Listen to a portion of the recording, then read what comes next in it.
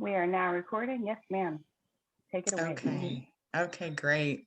Well, I just want to welcome everyone this morning. I am beyond thrilled to be able to be a part of this partnership and a part of this work. And Good I morning. think everyone here is really just in it to win it, so to speak. Like we're here, we're showing up, we're ready to be present and learn a new way to engage in our community to bring change and hope and healing.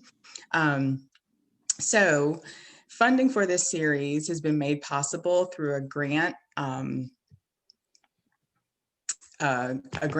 NC Families United as part of the North Carolina Trauma Informed Communities Initiative project, coordinated by Duke Center for Child and Family Health.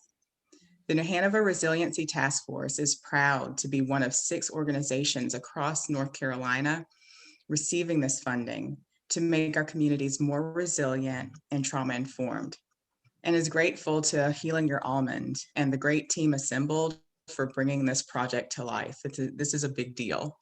So for more information about the New Hanover Resiliency Task Force, you can visit nhcbouncesback.org. And in a little while, I'll put that in the chat.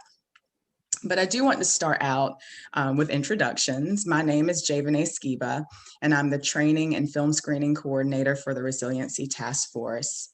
And again, like I said, it's an honor to be able to be a part of this information session, and I hope we all come away even more excited and more inspired to be a part of it and the change that's going on in our community. We have with us today Jamie Washington. Jamie is a licensed clinical mental health counselor and addiction specialist who works with active duty service members as a military and family life counselor, and also does contract work, moonlighting at LMV Counseling as an outpatient therapist. He is very interested in trauma and supporting clients through this. We have Suzanne Wertman with us today, and she is a certified nurse midwife who works in advocacy and government affairs. She has worked in sexual and reproductive health, caring for people of all ages and helping them achieve their best health. In her work, both clinically and politically, she sees the effects of trauma on the mind, body, and community, and is committed to trauma-informed work. Also with us, we have Brittany Patterson. She is the co-founder of the Invisibility Project, a dance and spoken word performance and training series on race relations in Wilmington. She is also a licensed clinical social worker specializing in trauma-informed child and family therapy and somatic approaches. She currently works as an outpatient therapist at Madewell Center for Wholeness. And also with us is Franchon Francis, the founder of Healing Your Almond. She's a licensed clinical mental health counselor and a certified trauma practitioner and trainer. Franchon is known for her authentic leadership and engaging speaking. So we want to be in this space with all of these amazing people with so much to offer in their expertise and really just in their manner. So, just getting some general logistics about what's going on in this project. I'll ask Franchon, what about these sessions make them accessible for everybody? Are the sessions in person or virtual? Phase 1 and phase 2 is all going to be virtual. And I think I'm going to kind of just start by explaining that there's phases, because some people ask me for a visual, and things exist in my mind and my ability to visualize sometimes is not there. So you are currently participating, thank you so much for being here, participating in phase 1. And phase 1 is community invitations, where we make time to introduce the whole community to our team and encourage them to come. And then phase 2 is going to be Thursday meetings that start April 1st at 6:30 p.m. And they will go on all the way from April 1st to May 20th. So it'll be every Thursday for almost 2 months. And the sessions will all be virtual, out via Zoom, and they'll be an hour and a half on Thursday. Awesome. And, we talked about the makeup of the sessions, what group we would belong to. Could you explain a little more about how the grouping will work? Lots of people have different identities or identities that they would consider multicultural or may not be sure where they would really fit. So could you give us a little bit more information about that? Absolutely. The first thing I want to say is everybody can kind of self-identify where you belong. At the beginning of this program, we planned on two groups, a white group and a people of color group. We do now have another facilitator from the Latin community. So depending on numbers, there may be three groups, but in any case, you will self-identify where you go. So if you feel like you present as someone who's white and you identify with that group, then go to that group. If you feel like you identify with person of color group, go to that group. If we end up having a third group that has a different title, which will probably be the Latinx community, if we end up doing that, attend that group. Like, we really want you to kind of self-identify where you feel like you fit the best. I'm sure that's reassuring to a lot of people, and really honors, where people, they don't feel like they have to be like pressed into a group or fit a certain mold or aesthetic, but just really where you self-identify. I think that's really important. So in that, what happens if someone can't make it to all of them? That is a great question. We're already kind of getting that question, and we understand that 8 weeks is a long time and a serious commitment. So what we're saying is we understand everybody might miss one. Like, we get that, life happens, families and sickness and kids and all the things. We just like you to communicate with us and let us know. If you miss too many, you're kind of going to miss the whole experience, because the idea is every session is going to build on the next session. So this is not the kind of situation where we're going to be teaching you and talking at you and kind of telling you how to think and how to be. And that's not what we're doing. There is a lot of education out there about equity and about racism. And we want you to utilize that, and that will be made available for reference. But we're not here as facilitators to tell you kind of how to think. It's more about drawing information from you about where you are and supporting you in that. So as a result of that, if you miss too many sessions, you're going to miss that growing. It's not so much about the learning. Like, learning is something you can make up, but growth is not necessarily something you can make up. So we want people to really be mindful for that as they sign up. Is that, like I said, we expect everybody to miss maybe one. But if you think you're going to miss more than one, you might want to think about maybe waiting till next time, because we are hoping to be able to do this again. Mm-hmm. That makes sense. I like that you said learning can be made up, but growth cannot. That's something I'm going to take with me today. So also, when things like this are made available, people want to know, how much does it cost? Is there a fee to participate? Yeah, so it does not cost anything for New Hanover County residents. As we explained in the beginning so eloquently, like, the funding is already taken care of, so it is free for all of New Hanover County residents. You do need to be 18 ages older. We're doing that for a lot of reasons. I'm sure that there's, a lot of youth that are interested in this, and at some point in time, we may address, providing a youth space. But just because of the nature of what we're going to talk about, and, we want people to feel comfortable. So it is free to all New Hanover County residents. And the only requirement is you need to live here and be 18 years of age or older.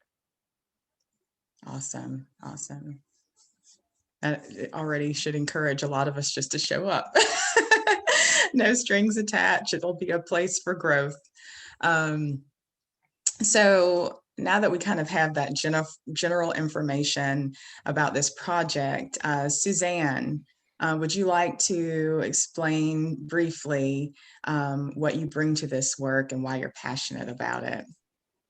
Thanks, Javonne. I'm so glad to be here. While Franchon was talking, I was thinking about the word facilitator, and I was like, I just had a light bulb. I'm a midwife. That means, I facilitate. I'm not, we always say we're catching babies, right? We're not delivering babies. And so I've been feeling a little bit of imposter syndrome, and you know, being with my three colleagues who are well versed in trauma informed care, and then I thought, wait, there is a reason I'm here. I bring that expertise of facilitating because it's what I do and who I am. As a mom in Wilmington, I've lived here for 15 years, and my son is 15. He was born shortly before we moved here, and I want him as a white appearing dude to show up and be a good human. And so I think that motivates me in my anti-racism work. He was born in the Virgin Islands. We lived in a place where the ratio of Black to white was flipped. And so coming here was a little bit of a wake up. And so one of the things that I have been committed to in my life here as a community member is sort of breaking down those silos, or maybe not breaking down. That sounds, you know, if we're talking about trauma, a little too violent, but, you know, opening the door to helping us to work together as a community and not be so segregated and really face the challenges together. So that's why I'm really super happy to be here. Also, as a healthcare provider, I know what racism does with outcomes and maternity care and infant care. So I'm doubling down on that. Thank you so much. I'm looking forward to the next phase of this project. Thank you, Suzanne. Jamie, just include anything you would like to share about your why and what you bring. Sure. Thanks so much for facilitating this conversation, Javonay, and thanks to all of my colleagues that are part of this project. We have been working and having fun and learning about each other, so it's been a really great process. For me, I'm a Leland resident of Leland native. So I grew up in the area, born and raised, and so I have like a pretty strong connection to like the community. Went away to college, got my graduate degree in clinical mental health counseling, and have been working in clinical mental health for quite a while now, and have been grateful for the opportunity to get a lot of different training through trauma and trauma-informed care, and just learning different techniques, and really just understanding, getting a deep understanding of like how all of those things are connected in the intersections of health, mental health, and a number of other areas. So it's been really, really rewarding for me. As a matter of fact, this past year, I think we're experiencing like a shift in the narrative a bit. I think the conversation, a lot of organizations are moving towards diversity, inclusion, and equity, and it just, it begs the question, like, why now? And I feel like this is a moment where like all of the stars are kind of lining up, where we are having like the language for these things, validating people's lived experiences. So a lot of different things are happening right now that require some direction and guidance, not so much from like a political standpoint, but just for helping people to like kind of understand what we have gone through, what we have grown through, what we have lived through, what some people died in the midst of, and figuring out like, so how did we get here and how do we move past this point? So for me, it is an opportunity to educate the community about trauma and the deeper implications as it relates to our history in this country. Yeah. Awesome. Such valuable pieces from your experiences, Jamie and Suzanne, and your training that really, I guess, excite me, because coming into a space where we're trying to unpack these things, it's one thing to have somebody coming with just the know-how, but it's like changes and allows for growth when it's the know-how plus the lived experience and the observation of, like Suzanne mentioned, how it was flipped, how you come from one space into another, and then how you see and view your profession as being a facilitator of life. And then Jamie, with your trauma lens and being a local man, like man of color in this space. And Brittany, I invite you now to kind of share your why and what you bring to the table in this. Thank you. So I think about coming to this work, like you just said, Jevene, it comes from our lived experience a lot of times. And my lived experience is one of living in a family that was gave mixed messages about race and racial relations.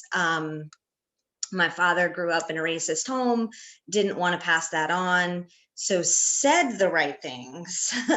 But there was a lot of attitudes and things that still got passed down that I had to unpack. And so when I went to social work school, I unpacked it all and threw out some things and repacked, and that kind of started my personal journey of dismantling the white supremacy that lives in my body. And so I'm really passionate about helping other people kind of go on that same journey and be able to enjoy the kinds of relationships that I have across race lines and ethnic lines, and learn how to step out of all white spaces. And so one of those steps on the journey for me, I was also a dancer and choreographer in a past life, as I say, happened before my social work career. And I have kind of pulled that back into my life and have created with a dear friend of mine, Kalisa Ray, this invisibility project, dance and spoken word endeavor, and hope to bring to the community what we were as a cast were able to enjoy, which was authentic relationship. That wasn't the goal to start out. The goal was to create this performance, but that's what happened, and that became the goal after that. And so I'm really excited about that. And so in the interest of that, and kind of talking with Franchon about thinking ahead to phase 3 and how we are going to encourage people to find some way, and based on who they are and what they'd like to expand themselves into, find some way to present to the community the things that they have grown in. And so I'm going to show a very short little clip of the Invisibility Project as a way of helping people understand what's possible. This does not mean you have to dance or that you have to push yourself in that way, but we want to, show that you can expand and grow and stretch yourself as much or as little as you want in that part of the program. And so what I'm going to show in a few minutes is a clip of a duet that was danced by Kyla Laurent and Amanda Wolf. And it began with really kind of an endeavor that is very similar to what we're doing with this program. Is I gave everybody an assignment to create movement based on how they felt living in Wilmington.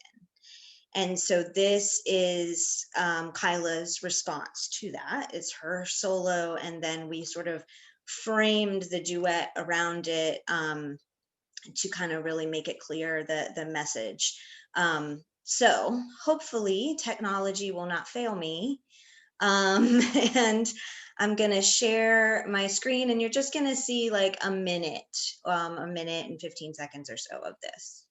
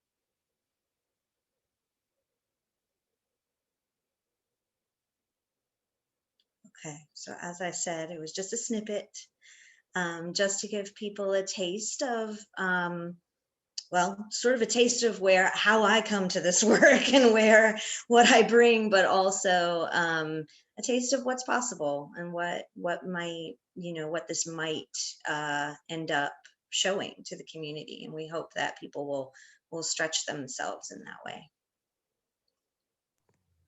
Wow, that's exciting and awesome. It resonates with me personally because I have a dance background as well, and understanding where how we feel, like the sensations in our body when we create movement or anything really, what that adds to the mix of us coming to a place of healing. Like it takes it out.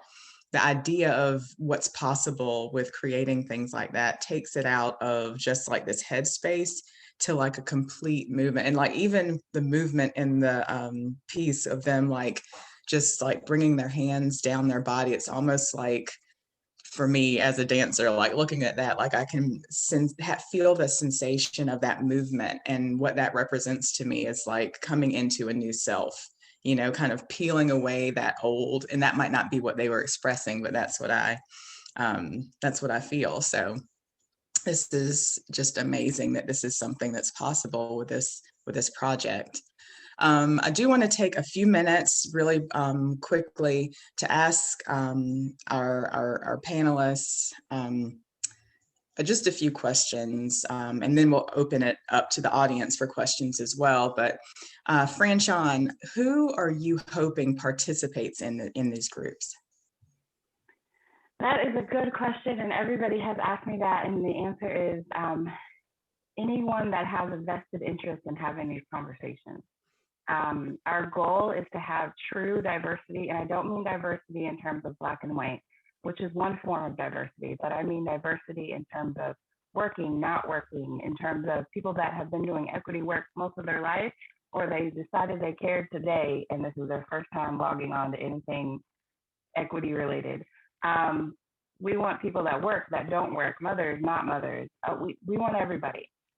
We want the usual suspects and the not usual suspects. Like some people have asked me, like, hey, I've been in this work, I have all these opportunities, I know you have limited seating, I don't want to take up the space. And I'm like, you've been in this work, but have you done it this way? I'm guessing no, because it's never been done like this. So we definitely want you to come, but then also the new people who are like, I don't really know how I want to do this. We want everybody. Our goal is to have as many participants from all walks of life and all experience levels as possible.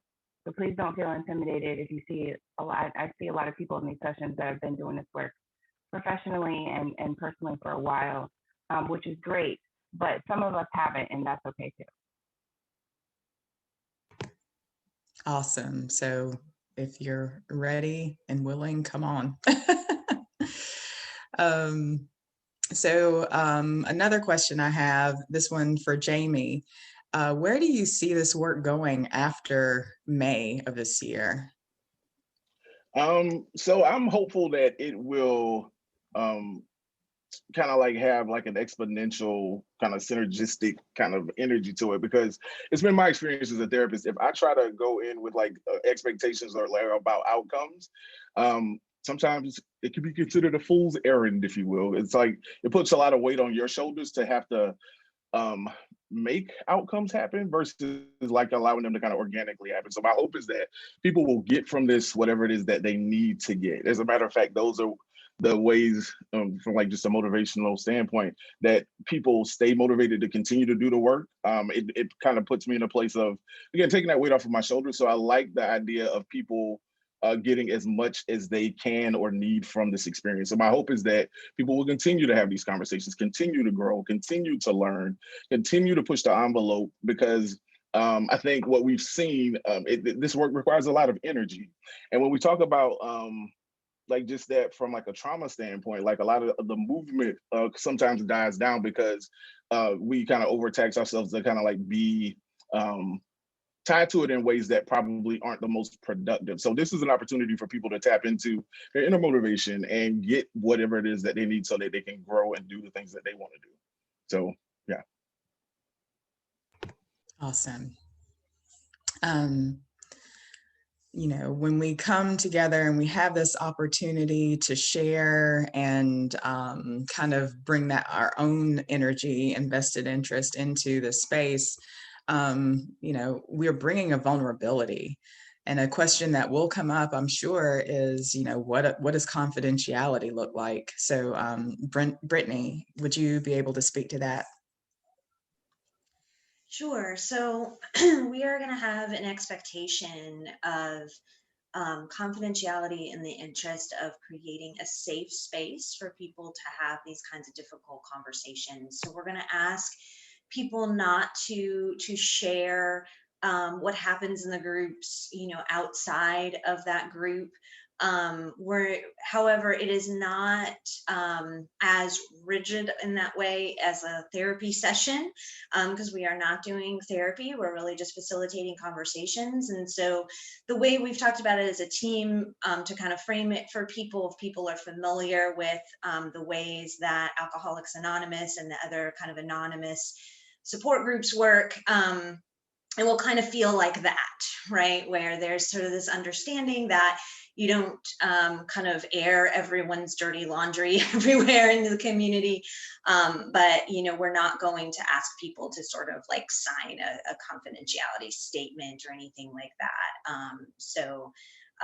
And the info sessions are being recorded, but those phase 2 discussions will not be, unless the specific group decides that they'd like to have them recorded. But that would be something that everyone in the group would need to agree to and talk about why and where that would be used. So. Thank you, Brittany. I know that's so important to a lot of people to be able to feel free to be in a space and feel safe. So thank you all for kind of making that the playing field that we're on, that safe space. So I know that a lot of you have been putting some comments and questions in the chat. I haven't been able to really keep track of that. So I do want to open up the floor for discussion in just a moment. I know there's a lot of questions that everybody may have. So let's go on and open up the floor to that. And then I do want to ask Suzanne if during the conversation with the audience, if she would kind of speak on, will there be professionals available? If you're uncomfortable, is there a signal that could be used to alert facilitators? I would appreciate, Suzanne, if you could kind of jump in with that. Yeah, absolutely. Mm-hmm. Absolutely. One of the things that I've thought about in doing this work is the saying, if we aren't uncomfortable, we aren't learning. So I like to think of it like, if any of you have ever stretched, you know, or pushed yourself physically, it's sort of in that same way. We want the conversation to push us, but we don't want anybody to get injured, right? Because that would be antithetical to the trauma-informed approach that we're taking. With that said, I think it's important for folks, you know, what we're trying to do to the best of our ability is create a space that encourages that stretching. However, if you feel, I don't know, for lack of a better word, triggered and unable to participate fully, you know, like everyone has said, this isn't therapy, but this is a discussion. So if you need that, we do have resources available for you. And as we've already explained to Franchon, Jamie, and Brittany are well-experienced therapists. So they won't be providing therapy, but we all have worked long enough in the helping professions to understand when somebody is in distress. And so we'll help you best we can. I think, you know, one of the things that's important too is that if you do have some issues that are preventing you from participating in this work, it's good to realize that and then maybe step back and and work on yourself before you come back into the group. So we'll be able to talk about that as well. Thanks.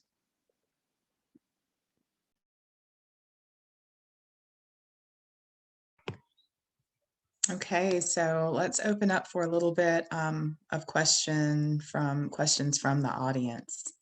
And feel free to come off mute. If you prefer to put it in the chat, that's fine as well. But Yeah, I'd love to hear some voices. While you guys are thinking about your questions, I'm going to just quickly address some of the ones in the chat box because we can just kind of quickly knock those out. But I want to address them auditorially so everybody, I know people are driving or busy.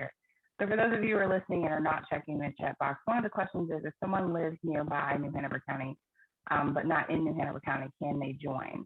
And the answer to that is I would encourage you to go ahead and apply. And it's not really, application is the wrong word. I would encourage you to go ahead and register for phase 2. And we will reach out to you and kind of have that discussion on a one-on-one basis. The nice thing is like, this is a partnership. So with Healing Your Almonds and New Hanover County Resiliency Task Force, all kind of working together to make decisions and accommodate as much as we can. At the beginning of this, we had 4 facilitators. We now have 5. So we do have a little bit more flexibility than we originally did at the very beginning. And whenever you do something new, there's going to be a lot of changes and a lot of shifts and adjustments. And Healing Your Almond is very flexible that way. So if you do not live in Hanover County, but you're very interested in this work for one reason or another, we do encourage you to go ahead and apply for it, register for phase 2, and we will do our best to work that out. And we'll communicate with you directly to kind of understand your scenario and what's going on with you specifically. And then another question that somebody had was, do you have to participate in an information session to register for phase 2? And the answer is no. We will be placing these recordings on healingyouralmond.com/upcoming. So the same place that a lot of you want to register is where we will house all of the information. So actually effective today, we're going to put the recording from earlier this week, today's recording, and then also registration for phase 2. So this way, all of that information is there. We would really urge you, like if you're in this session and you're like, I think so-and-so should go ahead and you can send them to our page, but encourage them to watch one of the information sessions because we really want people to kind of know what they're signing up for. That's why we're taking the time to have information sessions. But it's not a requirement. Like we're not going to say, oh, you didn't attend the information session, so now you can't come. So it's encouraged but not required. The program does start Saturday, April 1st at 6:30 a.m. or 6:30 p.m. Sorry, is the first session. And I think those are all the questions that we had in the chat box. So like Javane said, please feel free to take yourself off mute and ask them auditorily. We'd love to hear your voice, your beautiful face.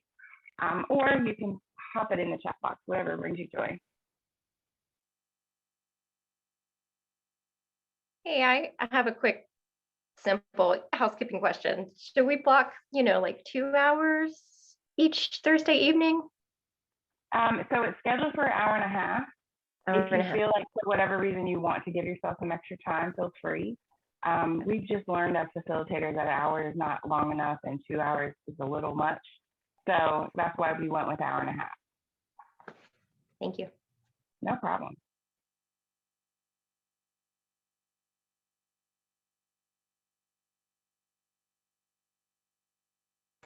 So we have a question in the chat of how will phase 3 work? Do people sign up for that? Oh, good question. So phase 2 is, the end of phase 2 is actually planning for phase 3. So it's not something you sign up for. Once you sign up for phase 2, you're in. There's no more sign up, like you're in it. And by the time we get to the end of phase, so by the time we get into May, those last 3 sessions, people are going to kind of start facilitating themselves. And the goal for the Healing Your Almond facilitators is we're going to take a step back and kind of allow you guys to direct your own group and kind of decide where you want to go and how you want to express yourself. And one of the things we didn't address, but as people have asked in the past, like if you, for example, that dance was beautiful, but if that makes you nervous and you're like, I don't want to do that, that's totally fine. We are going to request that everybody participate in phase 3, but how you do so is entirely up to you. It can be visual art, it can be spoken word. whatever form, it can be a picture of you with your name or a word, like whatever you want to contribute, whatever expresses where you're at the end of phase 2 is how we want you to show up in phase 3. We're not here to tell anybody you have to do things that you don't want to do, but we do want to open it up to be super, super creative and innovative and express yourself in whatever way you feel comfortable. But no, you do not have to sign up for phase 3. That was a good question.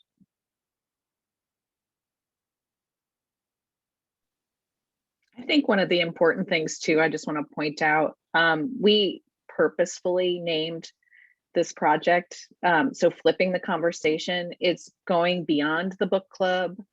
For all of my fellow well-meaning white lady friends, we are trying to get into action, right? So this is part of that phase 3 is intentional in feeling it in our bodies, in the power of story, and being able to share with our community is going to bring us to that level of healing that we haven't yet seen here on a wider scale. So it's kind of like you're going to be receiving this gift, and then you're going to be giving this gift back out to the community.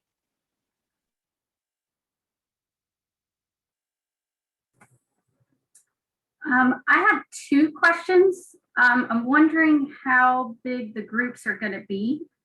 And then I'm also wondering how or if some anti-oppression work is also how that may tie into this as well.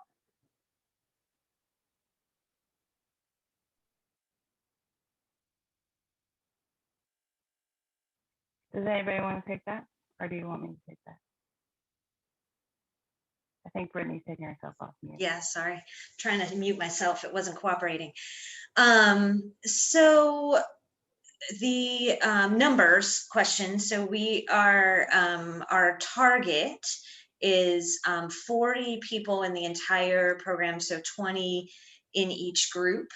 If we end up getting more than that, then we will kind of meet as a team and figure out how we'll handle that, whether, if it's a few extra people that we can feel comfortable handling in those groups, then we'll probably do that. If it's a larger thing, we will have to talk about maybe, as Franchon said, utilizing a 4th facilitator, or kind of just logistically figuring out if we can add an overflow group, or if that's something that we will kind of explore in terms of thinking about in the future, so there might be kind of something akin to a wait list that we might consider, but we'll kind of cross that bridge when we come to it.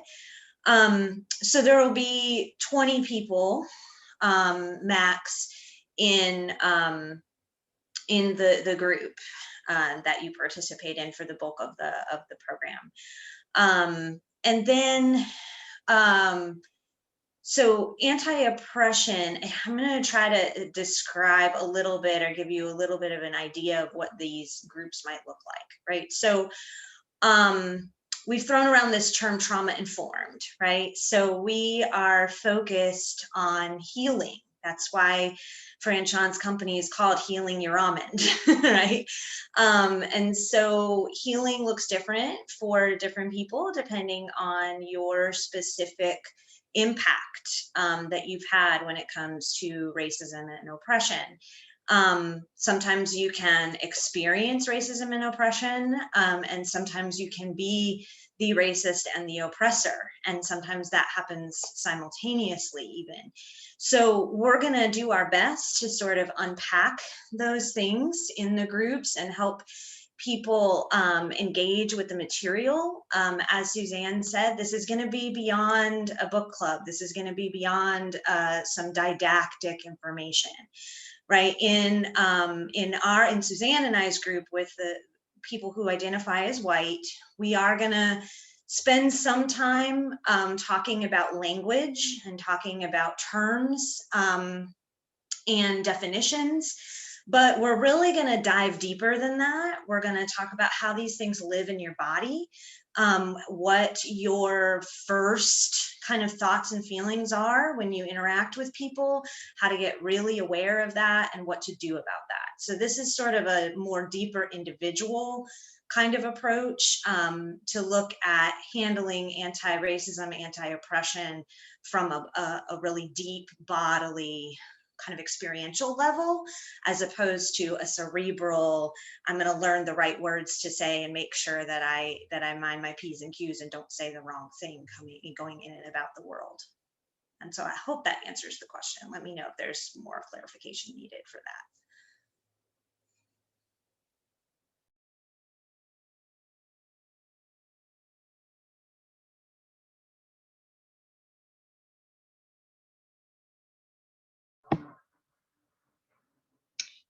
I have a question. Can you clarify again? I'm a little unclear on the timing and how long and what day and what time of day these things are. Yeah, I'll take that. So the first session of phase 2 is April 1st. It starts at 6:30 p.m. and it will go for an hour and a half. And that will continue every Thursday, virtual sessions until May 20th. So from April 1st to May 20th, 6:30 p.m. for an hour and a half, virtual. As we get to the end of May, we will start planning for phase 3. What you guys decide will determine what phase 3 looks like. So let me give you an example. If by towards the end of May, everyone's like, yeah, we still don't want to be in person, we feel like we can do everything we need to do on camera, on Zoom, then we'll simply record Zoom and set a time and move on with our day. If there's a small group, like 2 or 3 people that want to do some dance choreography, they may set up some sessions, throw on some masks, and go outside. It should be nice and warm by then with Brittany, and record some dance moves. Let's say somebody wants to do spoken word and they want to do it again in person. So maybe Jamie and I meet them downtown and do something with them. And maybe somebody wants to do some visual art and they need to drop that off. They may drop that off at Suzanne's house and she may record them saying a little something about their visual art. How phase 3 looks is going to depend upon the participants of phase 2. And I know that for a lot of people, that makes people a little shaky and uncertain. But Healing Your Almond is very much in the business of creating safe spaces and empowering people to kind of decide their own destiny. So we don't necessarily know what the time commitment level will be towards the end of May, beginning of June. I will let you know that the project needs to be completed by mid-June. So any recordings or performances or anything like that that's going to take place will take place that last week in May and or the first 2 weeks in June.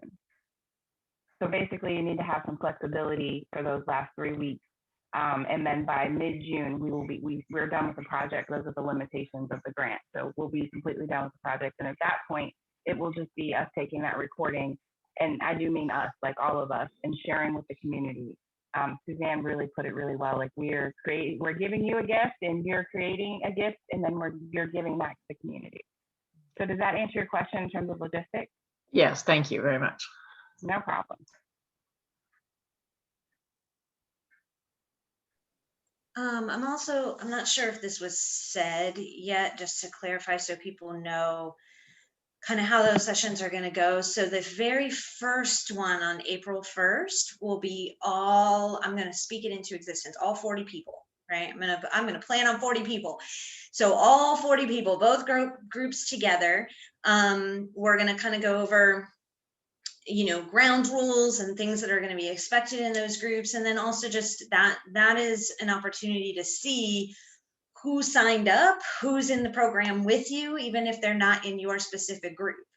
So that's kind of an opportunity to sort of know that you're in this as a community, right? And then we'll do our sessions. I believe there's 4 weeks of separate, right? White group, people of color group. And then we're going to come back together in that kind of having difficult conversations with each other, and then moving into that planning phase, we will do that all together again. So just so people understand, you're not going to kind of be in the group you identify with the entire time, right? So the idea is to kind of have these difficult conversations with each other, but make sure that we've done the deep individual work first.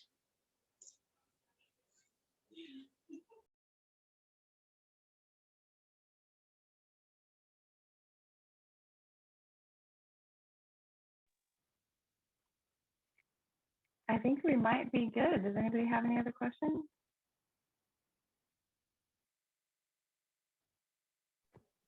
Okay, beautiful.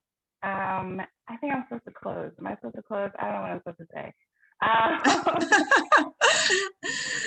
You can say anything, Franchon. Okay, well, I will say the things that are coming to mind. Today, I'm excited because there's a little bit of free time on my schedule. I probably shouldn't say it too loud, because when I say that, somebody calls me with a crisis. But there is a little bit of free time in my schedule. So my plan for today is to get the recording posted on healingyouralmond.com/upcoming, as well as the links to register. So it's just a simple Google form. I think there's like 5 questions to register for phase 2. It's very simple. We did that intentionally.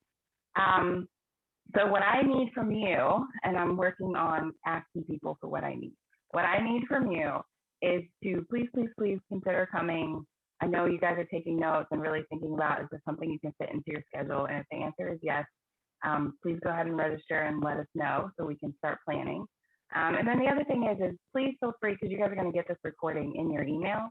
So please feel free to forward this to other people that couldn't make it today. And especially people of color, and say, listen, we think this is great. I want you to come. I'm doing it. You should do it. Like that whole thing. Like we can be in it together kind of thing, because it is scary work and we totally understand that. And that's why we want to create a safe place. So I will send out recordings today. I will post it on our website today. I will also post registration for phase 2 today.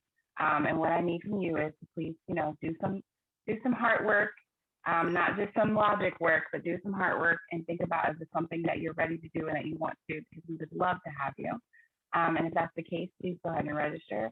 And then also bring a friend that you want a partner in this work. And one of the reasons why I'm even willing to do this is because I have an amazing team. This is not work that I actually, in some ways, don't want to do, but I think it needs to be done, and that trauma lens is really important, and creating safe space for everybody. And deeper diving is really, really important. And the whole reason I'm able to show up is because I have an amazing team of people. So we want that for you too. So please feel free to be like, well, I think I want to do it, but I don't know. If you feel that way, bring a friend.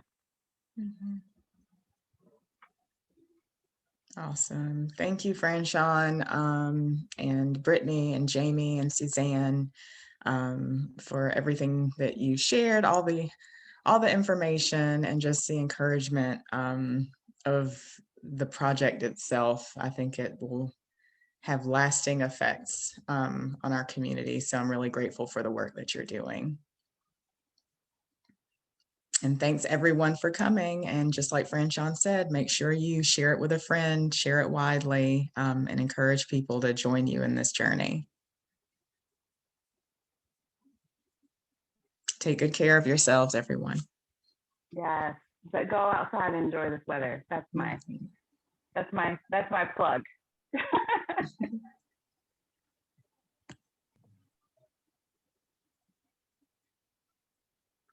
Thank you. Bye, everyone. Bye-bye. Thank Thank you. y'all.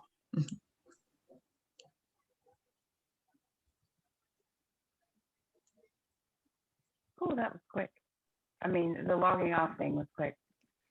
Oh, let me stop recording.